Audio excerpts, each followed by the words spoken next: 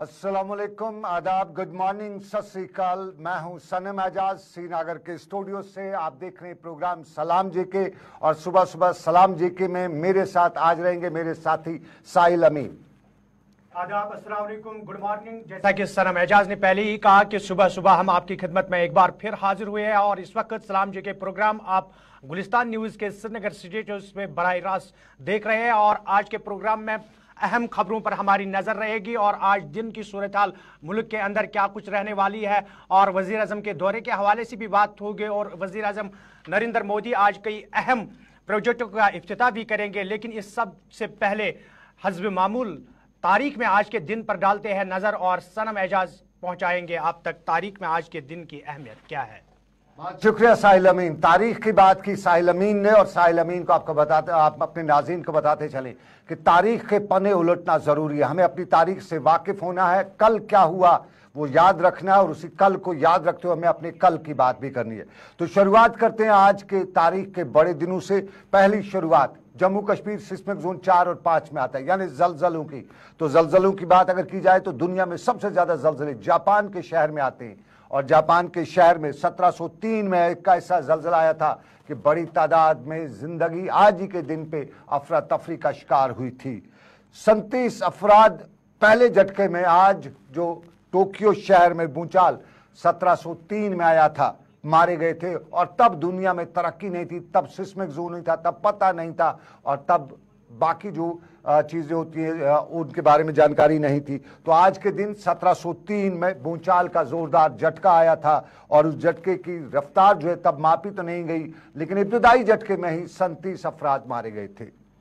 और आज की बात करें तो हिंदुस्तान बरसगीर की तारीख में एक मुल्क बना था, उसे बांग्लादेश कहा जाता था। और बांग्लादेश बनने के साथ साथ आपको बताते चलें कि 1900 में हिंदुस्तान, पाकिस्तान, बांग्लादेश एक मुल्क थे, लेकिन 1947 में हिंदुस्तान पाकिस्तान 2 मुल्क बने और 1971 में 3 मुल्क इसी को बने। लेकिन ऑल इंडिया मुस्लिम लीग 1906 में बनी और इसका संग बुनियाद या कयाम जो है ढाका में 1906 में आया। और 2 नेशन थ्योरी जो है हिंदुस्तान और पाकिस्तान की, उसमें मुस्लिम लीग का एक कलीदी रोल माना जाता था। मुस्लिम लीग का वजूद 1906 साल में वजूद में आया था, वो और आज ही का दिन था। और आज ही के दिन में 1919 में लंदन में वकालत के लिए पहली खातून का दाखिला भी हुआ था। तब तक वकील वगैरह जो है ख़वातीन नहीं हुआ करती थी और 1906 आज का दिन था। लंदन में वकालत के लिए पहली तालिबा या पहली स्टूडेंट, फीमेल स्टूडेंट का दाखिला भी हुआ था, वो दिन आज ही का दिन था।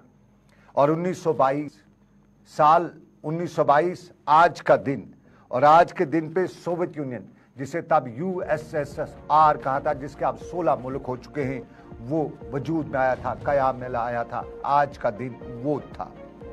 और हिंदुस्तान और पाकिस्तान, चीन के दरमियान ताल्लुकात की अगर बात करें, इन दिनों बड़े तल्ख ताल्लुकात थे हिंदुस्तान और चीन के दरमियान। वो आज ही का दिन था, साल था 1949। हिंदुस्तान ने चीन को बाज़ाब्ता तौर पे मुल्क के तौर पे तस्लीम भी किया था।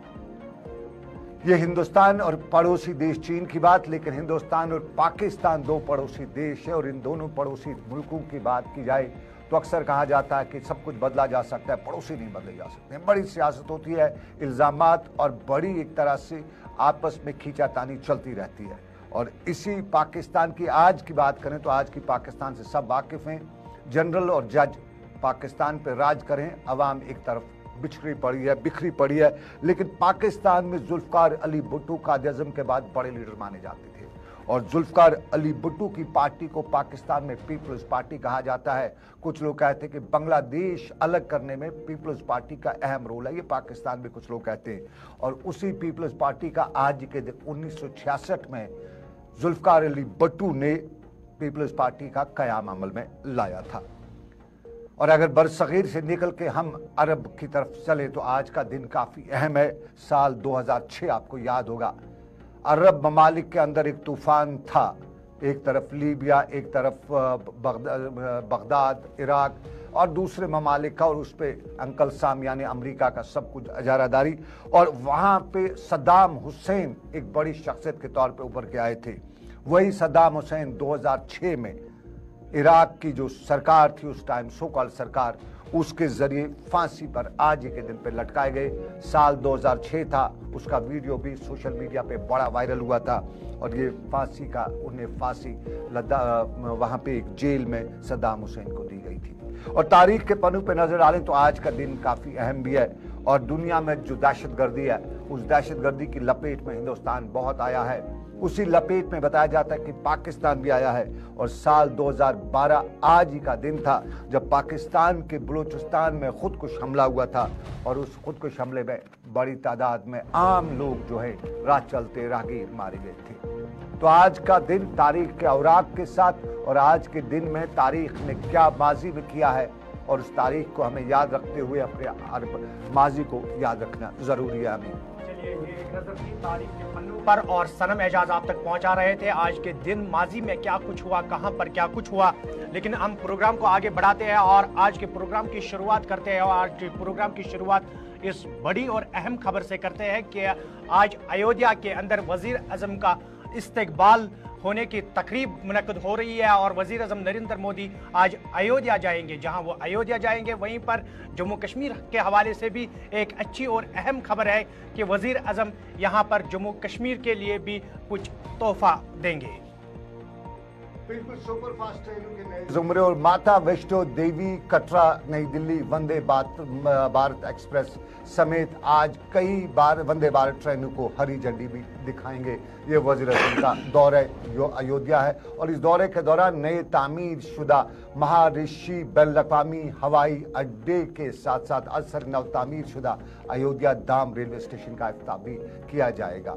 वज़ीर आज़म आज बड़ा ऐलान करेंगे और वज़ीर आज़म अमली तौर पर नई दिल्ली कटरा के दरमियान वंदे भारत ट्रेन को आज हरी झंडी दिखाएंगे। वंदे भारत ट्रेन कटरा से लेकर कन्याकुमारी तक चलेगी और वज़ीर आज़म के आज के प्रोग्राम में पीएमओ ऑफिस में मरकजी वजीर ममलिकत डॉक्टर जितेंद्र सिंह जो उधमपुर डोडा समेत लोकसभा सीट के रुकन भी है उनके लेफ्टिनेंट गवर्नर मनोज सिन्हा भी आज की इस तकरीब में शामिल रहेंगे। कटरा में तकरीब होगी और अहम बात यह है कि दिल्ली और कटरा के दरमियान चलने वाली ये दूसरी वंदे भारत होगी। इसके साथ कटरा वाराणसी के बराबर आ जाएगा जहां 2 वंदे भारत ट्रेनें चलेंगी।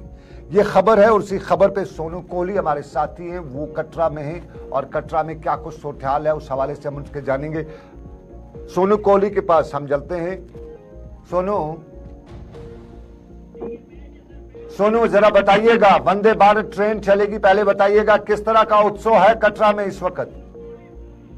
जी बिल्कुल, मैं आपको बता दूं कि श्री माता वैष्णो देवी श्राइन बोर्ड जो है हमेशा यात्रियों को सहूलत दे रहा है और सबसे बड़ी बात है यात्रा को जो सहूलत मिल रही है। आज सबसे बड़ी बात है कि वंदे भारत ट्रेन जो कि हमारे भारत की बात करूं तो मैं भारत की दूसरी वंदे भारत ट्रेन जो कि कटरा से आज शुरू होगी जिसका उद्घाटन डॉक्टर जितेंद्र सिंह जी और मनोज सिन्हा जी आज करेंगे। मगर पहली तारीख से मैं आपको बता दूं कि ये पहली तारीख से ये सुबह 6 बजे जो कि वंदे भारत ट्रेन कटरा से निकलेगी और 2 बजे दिल्ली पहुंचेगी। दिल्ली से 3 बजे चलेगी और रात को 11 बजे ये कटरा वापस पहुंचेगी। इससे यात्रियों को काफी ज्यादा सहूलत मिलेगी और मैं आपको बता दूं कि यात्रा जो करना और भी आसान हो गया है माता वैष्णो देवी की यात्रा के लिए। सोनू जरा हमारे दर्शकों को बताइए स्पेशल क्या है इस वंदे भारत एक्सप्रेस में, ये तेज चलती है, इसमें सीट अरेंजमेंट कैसा है और टिकटिंग वगैरह की क्या सुविधाएं हैं, जरा वो हमारे दर्शकों को बता दीजिएगा। जी बिल्कुल, मैं आपको बता दूं कि ये एक सबसे अच्छी ट्रेन है वंदे भारत और सफर की बात करूं तो मात्र जो पहली ट्रेन थी उसके 14 घंटे का जो सफर था अब मात्र 8 घंटे में ये तय करेगी। 8 घंटे में ये कटरा दिल्ली से कटरा और कटरा से दिल्ली पहुंचेगी। मात्र 14 घंटे का सफर जो कि 8 घंटे में तय होगा। सुनो किस तरह का वहां पे उत्सव है, वहां पे कौन कौन उच्च अधिकारी यानी आला अफसरान जो है इस वक्त रेलवे ट्रैक पे है, कटरा के रेलवे ट्रैक पे, और श्रीनगर रेलवे ट्रैक के हवाले से क्या कुछ खबरें निकल के आ रही है आपके पास? जी बिल्कुल, बहुत ही जल्द ये ट्रेन जो कि श्रीनगर से कन्याकुमारी तक शुरू होगी। अभी तक जो यहाँ पे सुनने अभी थोड़ी देर में यहाँ पे कटरा में डॉक्टर जितेंद्र सिंह जी और मनोज सिन्हा जी यहाँ पे पहुंचने वाले हैं और इसको हरी झंडी देके यहाँ से रवाना की जाएगी। बहुत बहुत शुक्रिया, बहुत बहुत धन्यवाद आपका सोनू शर्मा। हमें कटरा से इस वक्त फोन लाइन पर बराह रास्त मौजूद थे। अमीन, बड़ा मामला होने जा रहा है। देखिए वंदे भारत एक्सप्रेस जो है फास्ट ट्रेन है और जिस तरह सोनू भी बता रहे थे कि 16 घंटे का सफर अब 8 घंटे में होगा। और खुशखबरी बताऊं, मार्च में तीसरी वंदे एक्सप्रेस होगी और ये कटरा से श्रीनगर के लिए, यानी श्रीनगर से जम्मू के लिए वंदे भारत एक्सप्रेस मार्च में, जो सरकारी जराये बता रहे हैं, मार्च में ये तीसरी ट्रेन चलेगी। और साफ जाहिर है जब कश्मीर से लेके कन्याकुमारी तक का मुकम्मल ट्रैक बन जाएगा तो सफर बहुत आसान हो जाएगा। और जो जिस तरह सोनू बता रहे थे कि 14 से 18 घंटे 16 घंटे का सफर है दिल्ली से कटरा तक का, वो 8 घंटे में मुकम्मल हो जाएगा वंदे भारत एक्सप्रेस से। तो फिर तीसरा वंदे एक्सप्रेस जब चलेगा मार्च में, इस साल अगले मार्च 2024 में चलने वाला है, जो सरकारी जराये बता रहे हैं, जब श्रीनगर से जम्मू का ट्रैक सही हो जाएगा तो उसके बाद अगर हम बात करेंगे कि जो जम्मू के साथ साथ वादी कश्मीर यानी कश्मीर प्रोविंस की अगर हम बात करेंगे तो सबसे ज़्यादा मुफीद रहेगा, क्योंकि सरमा के दौरान जो मुश्किलात का सामना लोगों को करना पड़ता है, रास्ते की जो ज़मीनी रास्ता है, जब ये ट्रैक और ये ट्रेन यहाँ पर आएगी और यहाँ से दिल्ली जाएगी तो यहाँ के ताजरों और आम लोगों को भी काफ़ी राहत मिल सकती है। वंदे भारत के हवाले से बात हो रही है और अयोध्या के अंदर वजीर आज़म नरेंद्र मोदी का आज का प्रोग्राम और यहाँ पर इन ट्रेनों का इफ्तिताह किया जाएगा। लेकिन बात करते हैं ज़रा जम्मू कश्मीर के दूसरे मामलात की, और जम्मू कश्मीर के दूसरे मामलात में सबसे पहले हम इंतखाबात, असेंबली इंतखाबात जिनका इंतजार पिछले 6 साल से यहाँ के सियासी जमातों और लोगों को है, और बार बार सियासी जमातों की जानिब से ये मांग की जा रही है जमहूरी निज़ाम को बहाल करने के लिए ज़रूरी है कि जम्मू कश्मीर के अंदर असेंबली इंतखाबात को अमल में लाया जाए। लेकिन मरकज़ी सरकार की बात करेंगे तो बार बार ये बात सामने आ रही है कि मरकज़ी सरकार जम्मू कश्मीर के अंदर असेंबली इंतखाबात कराने को तैयार है, लेकिन हतमी फैसला जो है वो इलेक्शन कमीशन ऑफ इंडिया को लेना है। लेकिन इस बीच बात करेंगे राजनाथ सिंह के जम्मू कश्मीर के दौरे, और दौरे के बाद दिल्ली के अंदर मीडिया से क्या बात कही उन्होंने। बिल्कुल, राजनाथ सिंह जम्मू कश्मीर के दौरे पे थे और दिल्ली जम्मू कश्मीर में दौरे के दौरान वो बफलियाज राजौरी गए हुए थे। वहाँ जो वाक़ा पेश आया जिसमें 3 आम शहरियों का इल्ज़ाम के हवाले से जो फौज पे इल्ज़ाम है उसके हवाले से उन्होंने भरोसा दिलाया कि तहकीकात होंगी। और जब यहाँ से वापस गए तो दिल्ली में मीडिया के नुमाइंदों ने एक तकरीब के दौरान से सवाल पूछा, और सवाल जम्मू कश्मीर के हवाले से पूछते हुए ये भी पूछ डाला कि जम्मू कश्मीर में इंतखाबात के लिए सरकार क्यों नहीं। आपको याद होगा इलेक्शन कमीशन से जब जम्मू कश्मीर के अहदेदार मिले थे, जम्मू कश्मीर की पॉलिटिकल पार्टीज मिली थी, तो उन्होंने इलेक्शन कमीशन ने खुद बताया था कि उन्हें वैक्यूम लग रहा है जम्मू कश्मीर में, उस वैक्यूम को फिल करेंगे। लेकिन तब से 1 साल हो गया है, अभी तक इलेक्शन कमीशन उस वैक्यूम के हवाले से कोई फैसला नहीं दे सका है। और राजनाथ सिंह ने दिल्ली में मीडिया से बात करते हुए कहा कि सरकार पूरी तरह से तैयार है, ताहम हतमी फैसला जो है इलेक्शन कमीशन ऑफ इंडिया को लेना है कि वो इलेक्शन कब कराती है। सिक्योरिटी की भी उन्होंने बात की। मीर हिलाल हांजूरी हमारे साथ इस लाइन पे इस खबर पे जुड़ेंगे और उनसे हम जानेंगे कि क्या कुछ है। लेकिन उन्होंने राजनाथ सिंह के हवाले से आपको बताते चलें कि यूटी जम्मू कश्मीर को उन्होंने बताते हुए बताया कि तामीर तरक्की और अमन और सलामती के लिए जम्मू कश्मीर में मरकजी सरकार पूरी तरह काम कर रही है। और पिछले 4 सालों के दौरान राजनाथ सिंह ने बताया कि यहाँ काफ़ी तरक्की हुई है, हालात मामूल पर आ चुके हैं। और उन्होंने जो अल्फाज का इस्तेमाल किया कोट अनकोट राजनाथ सिंह कि अगर मैं ये कहूँ कि जम्मू कश्मीर के हालात मुल्क की कई रियासतों से बेहतर हैं तो इसमें कोई शक नहीं है, ये राजनाथ सिंह ने बताया जम्मू कश्मीर के तहत। उन्होंने कहा कि दिल्ली सरकार यानी मरकजी सरकार आईन के तहत काम कर रही है और इसमें कोई भी मन मर्जी नहीं की जा सकती है।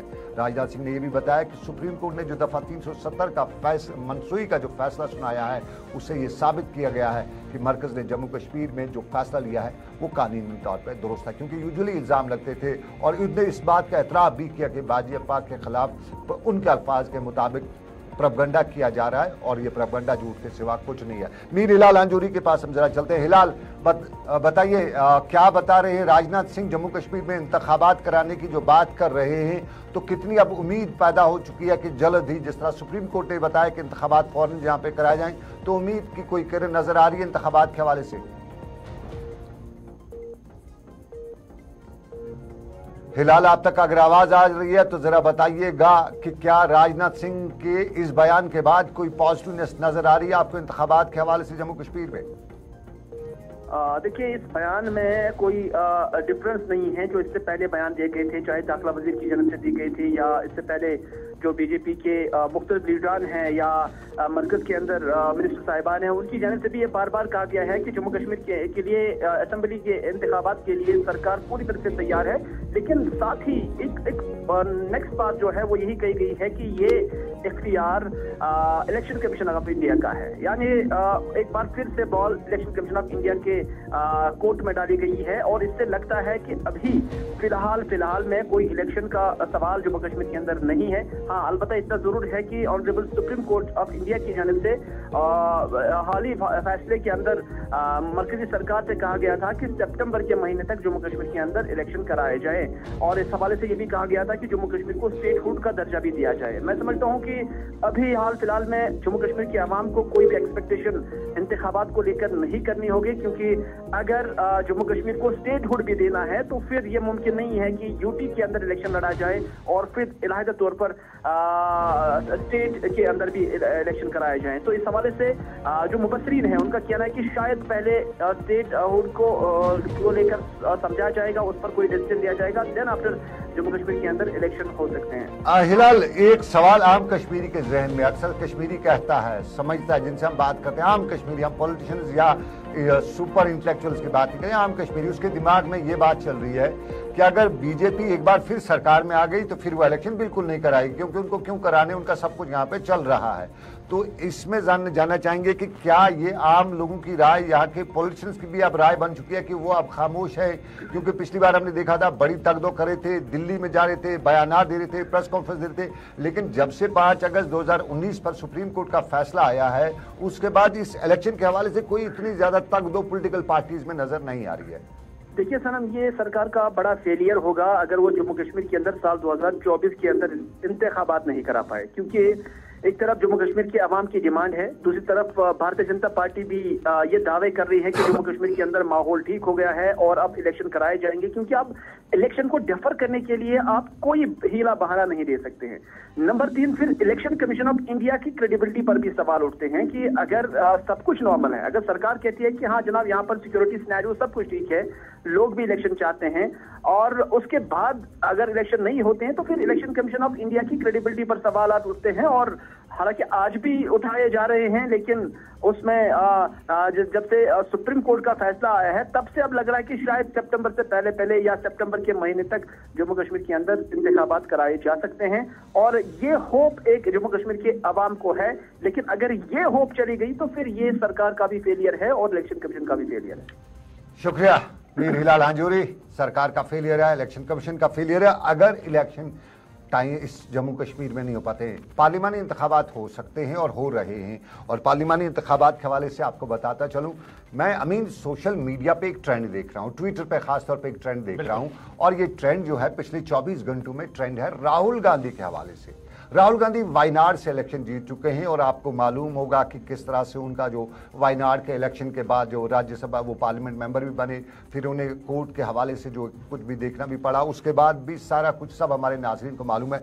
लेकिन पिछले 24 घंटों के दौरान एक ट्रेंड जो है चलाया वो जम्मू कश्मीर से गया है और चला है कांग्रेस की तरफ से। और कांग्रेस में आपको बताता चलूँ, कांग्रेस में चूंकि शिया कम्युनिटी के अब तक जो मैं जिनको जानता हूँ उनमें मौलवी इफ्तिखार हुसैन अंसारी का एक नाम आता था। कांग्रेस में बड़े लीडर थे मरहूम मौलवी इफ्तिखार हुसैन अंसारी साहब। उसके बाद वो नेशनल कॉन्फ्रेंस या पार्टी उन्हें बदल दी, दूसरी पार्टी में चले। आगा सईद महदी का नाम भी कांग्रेस में बड़े लीडरान में शुमार किया जाता था। उसके बाद कोई बड़ा लीडर शिया कम्युनिटी का कांग्रेस में जम्मू कश्मीर से नहीं था। लेकिन पिछले काफ़ी वक्त से, लगभग 1 साल से मैं देख रहा हूँ, गजनफर अली का नाम जो है कांग्रेस क्वार्टर्स में बड़ा सुना जाता है, क्योंकि वो शिया कम्युनिटी से बिलोंग करते हैं। यूजुअली बिलोंग तो शिया कम्युनिटी से हैं, लेकिन उनके ज़्यादा जानने या ज़्यादा उनका इन्फ्लुएंस जो है शियाज के साथ साथ सुन्नी कम्युनिटी में भी कश्मीर में है। एक ट्रेंड उस हवाले से देखने को मिल रहा है, और उस ट्रेंड में गजनफर अली का ट्वीट है, वो अपील कर रहे हैं राहुल गांधी को कि आप जम्मू कश्मीर से इलेक्शन लड़िए। अब राहुल गांधी को बताया जा रहा है कि जम्मू कश्मीर में आपने जो यात्रा ख़त्म की थी, भारत जोड़ो यात्रा, वो आपने जम्मू कश्मीर से ख़त्म की, आप इंडिया अलायंस में, तो बेटर है आपके लिए कि आप इंडिया अलायंस जब है तो जम्मू कश्मीर से इलेक्शन लड़िए, हम आपको जितवाएंगे। तो क्या राहुल गांधी जम्मू कश्मीर से कांग्रेस क्वार्टर्स की या कांग्रेस लीडर गजनफर अली की ये अपील सुनेंगे? क्या वो जम्मू कश्मीर से इलेक्शन लड़ेंगे? बहुत बड़ा ट्रेंड, और ट्वीट, रीट्वीट, रिपोस्ट, ये सब कुछ किया जा रहा है, इवन पिन किए जा रहे हैं, और सोशल मीडिया पे पिछले 24 घंटों के दौरान ये ट्रेंड चल रहा है। और इस ट्रेंड में राहुल गांधी को पूछा जा रहा है। कांग्रेस के कुछ बड़े लीडरान के भी उस पर रिएक्शन आ रहे हैं, और इसमें जो गजनफर अली जो है कांग्रेस के बड़े लीडर हैं, अब इससे पहले ब्यूरोक्रेसी में थे और अब बड़ा नाम उनका आ चुका है कांग्रेस के हलकों में। तो एक बड़ा ट्रेंड जो है कहीं न कहीं राहुल गांधी को कश्मीर की पॉलिटिक्स में इन्फ्लुएंस करने के लिए, डायरेक्ट इन्फ्लुएंस करने के लिए जोर तो नहीं दिया जा रहा है। ये रही इलेक्शन की बात, लेकिन इलेक्शन के साथ साथ आपको पता है मरकज की बात और खास तौर पे उल्फा की बात।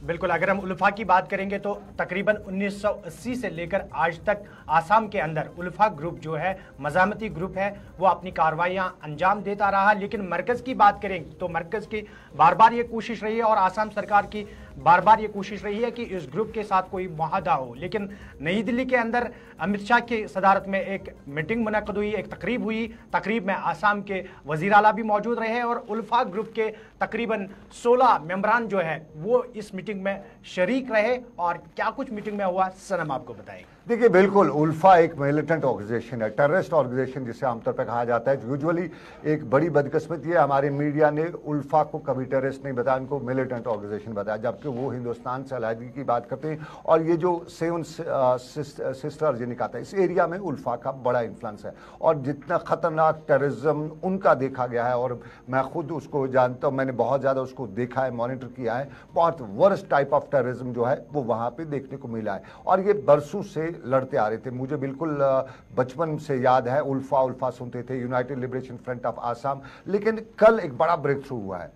ब्रेक थ्रू ये हुआ कि कल उल्फा के एक ग्रुप के साथ जो है मुफाहमत हुई और अमित शाह के साथ दिल्ली में जो उल्फा लीडर्स, उसके साथ वज़ीर आला जो बिस्वा हैं, हेमंतो बिस्वा आसाम के, इन दो और उल्फा के जो लीडरशिप है उनकी एक मीटिंग है। और उसमें उन्होंने कौमी इदारे में, जिसे हम आम तौर पे कहेंगे, सरेंडर किया उन्होंने। और सरेंडर जो ये किया, ये बड़ा दिन कल का दिन माना गया आसाम के लोगों के लिए, क्योंकि उल्फा का जो टेररिज्म रहा है या उल्फा का जो एक्टिविटीज़ रही हैं, जो तशद्दुद रहा है, वो काफ़ी उत्साह से, और लगभग 70 के बाद जो है इस तशद्दुद में लगभग 1970 से लगभग 1 लाख के करीब जो लोग हैं वो मारे जा चुके हैं उल्फा के हाथों। और कल उल्फा ने जो सरेंडर किया वो बहुत बड़ा सरेंडर कहा जा सकता है। यूँ कह सकते हैं कि पिछले 4-5 सालों में इस 7 सिस्टर्स का जो एरिया है, या आसाम ग्वाल, ये उसका एरिया, उसमें ये बड़ी कामयाबी है सरकार की। और अमित शाह ने भी इस पर कल अपनी तकरीर में बताया कि बड़ा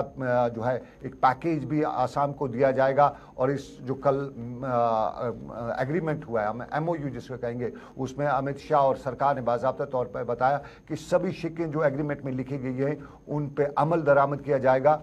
और आसाम में तशद्दुद में अमित शाह का कहना है कि 27% अमवात में 90% अगवा की वारदातें जो हैं और 84% उसमें कमी जो है वो इससे कमी होगी, ये अमित शाह ने कल बताया। और इससे एक तारीखी फैसला उन्होंने करा दिया। जरा अमित शाह को सुनते हैं और फिर आगे बढ़ते हैं हम इस खबर पे। के एक बड़े हिस्से में शांति की स्थापना हुई। रिकॉर्ड पर 9000 से ज्यादा काडर ने सरेंडर किया है। और आसाम की मैं बात करूं तो 85% आसाम में से अब सपा को हटाया जा रहा है।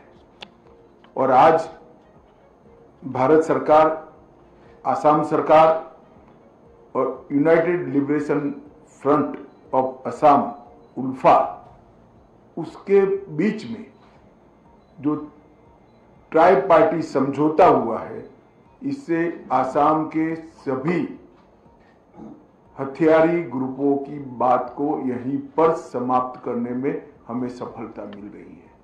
ये आसाम और नॉर्थ ईस्ट की शांति के लिए बहुत महत्वपूर्ण है। आज इस MOU के माध्यम से उल्फा के प्रतिनिधियों ने सभी हथियार और गोला बारूद को आत्मसमर्पण करने के लिए, सशस्त्र संगठन को भंग करने के लिए, कैडरों के कब्जे वाले सभी शिविर को अति शीघ्र खाली करने के लिए और लोकतांत्रिक प्रक्रिया में शामिल होने के लिए, देश की एकता और अखंडता में सहभागी होने के लिए सबने सहमति दी है। ये मेरे लिए बहुत आनंद का विषय है।